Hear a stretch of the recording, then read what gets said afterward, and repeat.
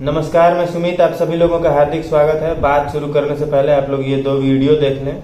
70 दिन का लॉकडाउन के नए पहला रंग, वीडियो नए जो है वो कांग्रेस के ताली आईटी बजी, सेल से थाली आया बजी है और तो और अर्थव्यवस्था की बैंड बजी, क्योंकि बिना प्लानिंग के जो लागू किया गया था लॉकडाउन, आज सरकार के कुप्रबंधन द्वारा देश की अर्थव्यवस्था को इतना नुकसान पहुंचाया जा चुका है कि इसके सुधार की कोई कार्य योजना पेश करने से पहले गंभीरता से इसके बारे में अध्ययन करना बेहद जरूरी है। आज देश के कामगार, किसान, छोटे मजले और लघु उद्योगों के दस्तकार, प्रवासी मजदूर, शिल्पकार, फेरी वाले और उनके जैसे अन्य साथियों को कितना कष्ट झेलना पड़ा। आज उनके पास पर्याप्त संसाधनों के साथ साथ पैसे की कमी है, क्योंकि पैसा ही ऐसी चीज होती है जो किसी भी देश की अर्थव्यवस्था को सुचारू रूप से चलाने के लिए मील का पत्थर होता है। आज पैसे की कमी के कारण ही भारतीय आर्थिक बाजार में मांग घटी, मांग के घटने से सप्लाई घटी, सप्लाई के घटने से ग्रोथ घटी और ग्रोथ के घटने से डेवलपमेंट घटी।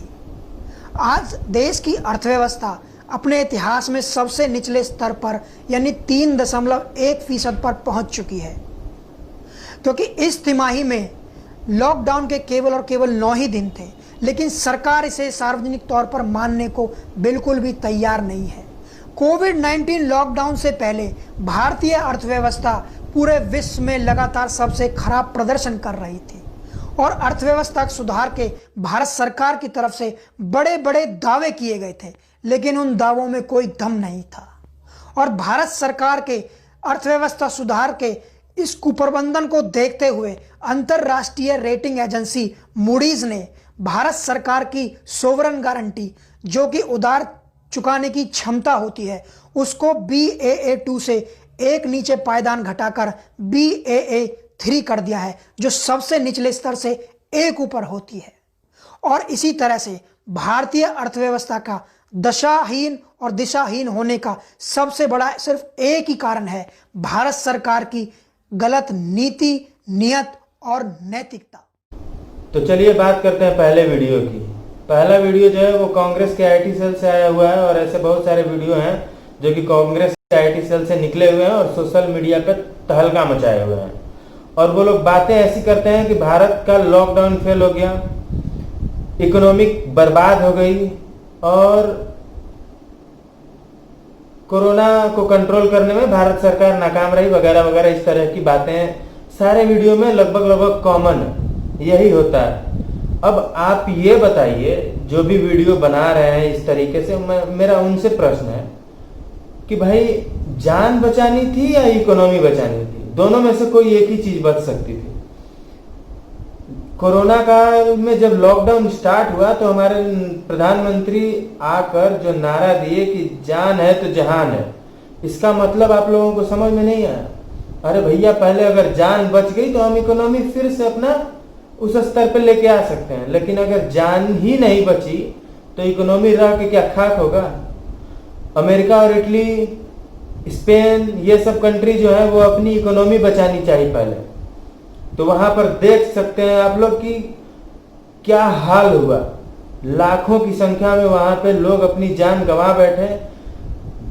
लाशों को दफनाने के लिए जगह और समय उन लोगों को नहीं मिल पा रहा था कि कैसे लाशों को दफनाया जाए या कब लाशों को दफनाया जाए। वो स्थिति हो गई थी इटली और अमेरिका में। और अगर वही स्थिति भारत में हो जाती तो फिर क्या होता? भारत में तो जनसंख्या और भी ज्यादा है और प्रति वर्ग किलोमीटर का जो पॉपुलेशन है वो और भी ज्यादा है, तो फिर तो भारत बर्बाद ही हो जाता। तो भैया, कोई एक ही चीज कंट्रोल हो सकता था ना, या तो कोरोना को कंट्रोल किया जा सकता था या तो फिर इकोनॉमी को कंट्रोल किया जा सकता था। तो अब आप ही लोग बता दें कि कोरोना को कंट्रोल करेंगे या इकोनॉमी को? तो हमारे भारत सरकार ने पहले लोगों की जान बचानी चाहिए, ताकि अगर जान बच जाएगी तो हम लोग इकोनॉमी अपना फिर से दुरुस्त कर लेंगे। ये कोई बहुत बड़ी बात नहीं है, हमें थोड़ी सी ज्यादा मेहनत करनी होगी। और अगर कांग्रेस के आईटी सेल वालों के पास कोई प्लान हो या कोई इंफ्रास्ट्रक्चर उन लोगों के पास है या कोई आर्किटेक्चर ऐसा बना के रखे हुए हैं जिससे कि ये सब चीज सक्सेस हो सकता था, ये सब हो सकते थे, तो आप लोगों ने भारत सरकार को बताया क्यों नहीं? आप लोग उस प्लान को सामने क्यों नहीं लाए? क्या वो छुपा के जब आपकी सरकार अगले बार 2024 में आएगी, मान के चलते हैं, तब आप कोरोना को कंट्रोल करेंगे या इकोनॉमी को बचाएंगे?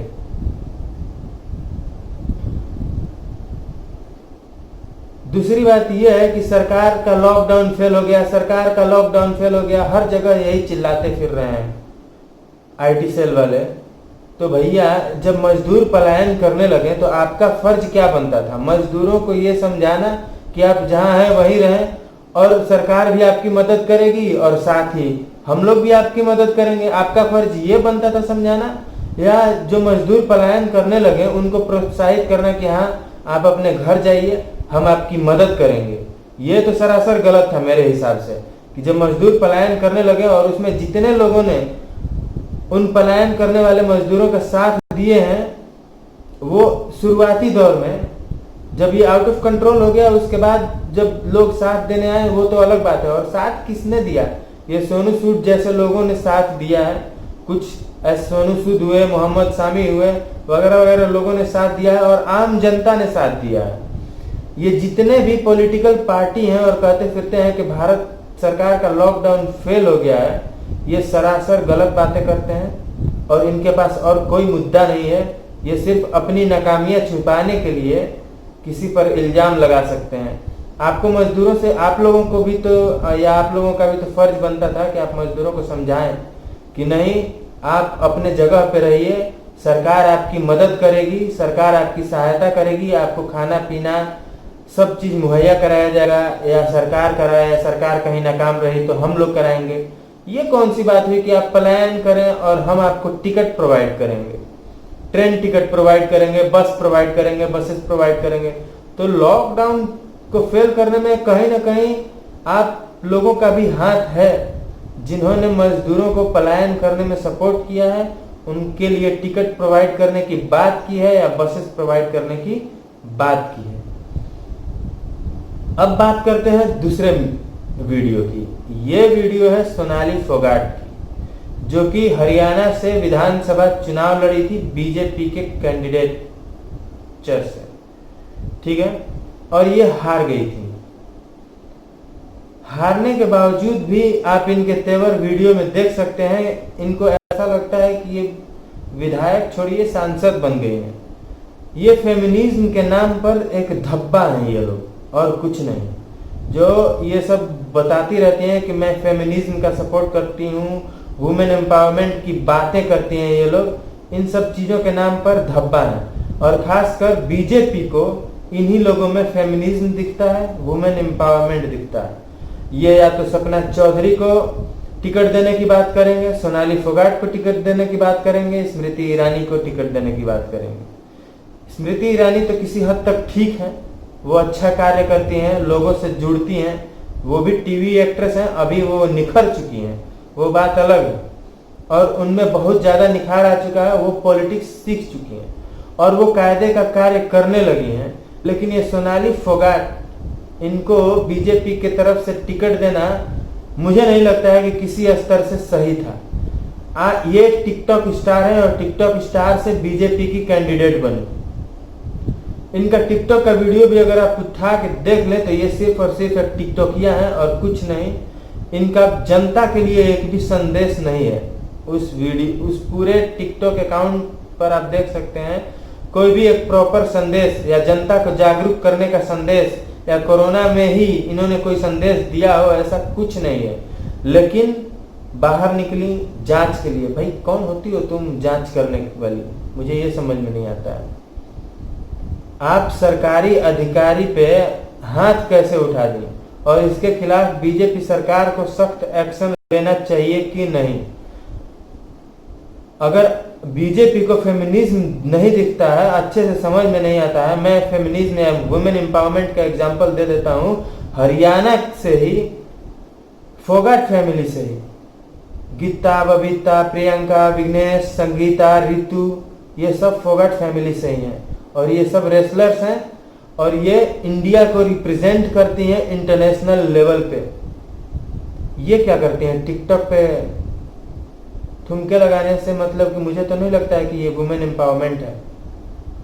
वुमेन एम्पावरमेंट तो वो है ना भैया कि जो देश को या अपने समाज को, अपने राज्य को, या कम से कम अपने परिवार को किसी लेवल तक रिप्रेजेंट कर रहा हो।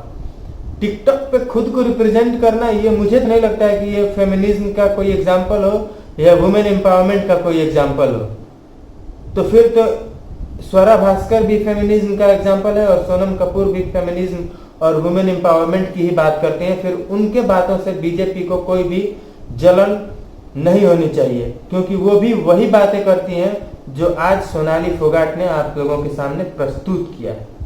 और मेरे हिसाब से सोनाली फोगाट पे सख्त कार्रवाई होनी ही चाहिए। आप लोग अपना ओपिनियन कमेंट बॉक्स में दे सकते हैं। वैसे बीजेपी के दिमाग में क्या चलता है मुझे समझ में नहीं आता है। उनको सिर्फ जो नाच गाना, टीवी एक्टर एक्ट्रेस, इन्हीं लोगों में एम्पावरमेंट दिखता है या वुमेन एम्पावरमेंट दिखता है। जैसे कि आप रवि किशन को देख लीजिए, उनको भी उठा करके अपना कैंडिडेट बना दिए और वो तो खैर जीत भी गए। निरहुआ दिनेश लाल यादव को दिया गया कैंडिडेटशिप, वो हार गए। ऐसे बहुत सारे एग्जाम्पल्स हैं। मुझे नहीं समझ में आता है कि बीजेपी की क्या रणनीति है। खैर किसी न किसी तरीके से उनकी रणनीति भाई उनके काम आती है, लेकिन फेमिनिज्म और वुमेन एम्पावरमेंट को इस तरीके से बदनाम करना और उसका गलत इस्तेमाल करना, ये सरासर गलत है और इसके खिलाफ एक्शन होना चाहिए, एक्शन लेना जरूरी है। बाकी आप सब अपना ख्याल रखिएगा। धन्यवाद। जय हिंद, जय भारत, हर हर महादेव।